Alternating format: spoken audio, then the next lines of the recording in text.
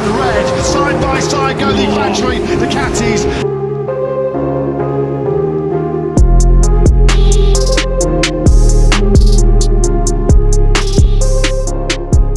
Marc Marquez memulai musim MotoGP 2025 sebagai pembalap baru di tim pabrikan Ducati.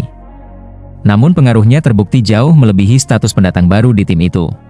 Dalam waktu singkat, ia tidak hanya memimpin klasemen, tapi juga mengubah cara tim Ducati bekerja secara mendasar. Bersama motor terbaru Desmosedici GP25, Marquez membangun koneksi yang bukan hanya berdasarkan kecepatan, tapi pada pemahaman teknis tingkat tinggi. Dan disinilah letak peran kunci yang jarang disorot media, kontribusi strategis Marquez terhadap struktur pengembangan internal Ducati. General Manager Ducati Corse, Luigi Dall'Igna, secara gamblang mengungkap bagaimana peran Marquez mempengaruhi kerja tim dari sisi teknis dan data. "Saya pikir dia sangat cermat dalam memberikan indikasi," ucap Dall'Igna. "Bukan hanya soal enak atau tidak saat dikendarai. Marc mampu mengidentifikasi apa yang kurang, di bagian mana masalah muncul, dan yang terpenting, menyampaikannya secara teknis agar bisa ditindaklanjuti lewat analisis data. Kami adalah insinyur. Kami percaya angka, bukan sekadar komentar. Tapi Marc bisa membuat kami melihat korelasi antara keduanya," lanjutnya. "Dari sudut pandang teknis, ini sangat penting. Seorang pembalap yang bisa berbicara dalam bahasa mesin adalah aset besar dan itulah yang membuat Marc Marquez menjadi pusat perhatian, bukan hanya di lintasan, tapi di ruang data. Bagi kami, penting untuk memahami apa yang disampaikan pengendara saat melihat telemetri. Hanya dengan cara ini kita dapat melangkah maju," lanjut Dall'Igna. "Ini bukan sekadar teori. Dalam praktiknya, sistem kerja Ducati kini banyak mengandalkan umpan balik dari Marquez.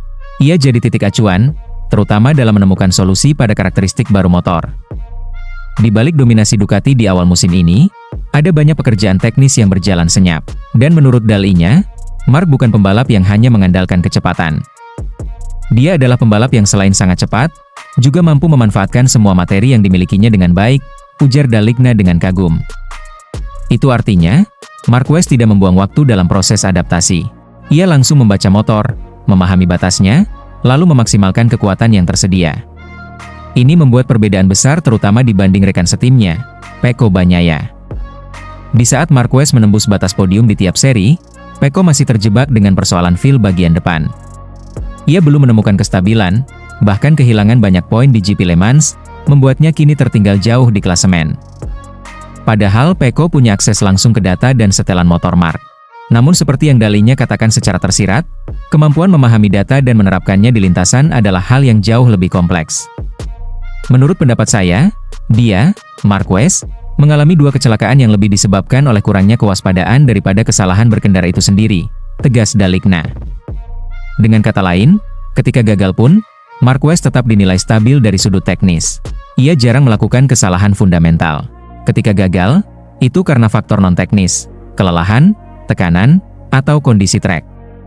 Dall'Igna juga menyebut bahwa tujuan besar Ducati masih sama, mempertahankan dominasi, dan kini mereka menjadikan Marquez sebagai salah satu pilar utama untuk mencapai itu. "Kami berupaya untuk dapat mencapai hal yang sama seperti yang dilakukan Pecco," ucap Dall'Igna. Sebuah kalimat yang menyimpan makna dalam, Ducati kini sedang menyeimbangkan peran 2 pembalap. Namun dalam realitas teknis, arah kerja tim lebih condong pada metode Marquez, yang lebih terstruktur dan berbasis data. Hal ini menjadi momen penting dalam dinamika internal Ducati. Selama ini, Pecco adalah pusat pengembangan.